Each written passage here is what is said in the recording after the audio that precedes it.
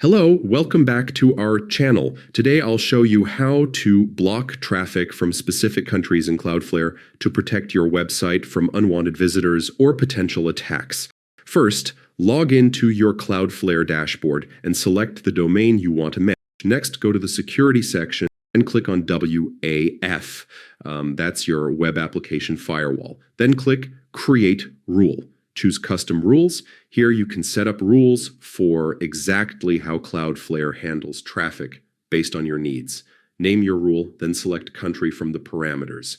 Pick the countries you want to block from the drop-down menu.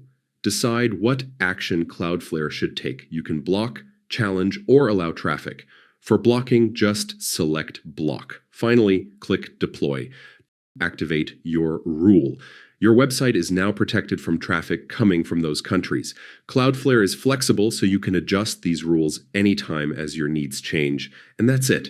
Blocking countries on Cloudflare is quick and helps keep your site secure. Thanks for watching. Don't forget to like and subscribe for more tips on managing your website.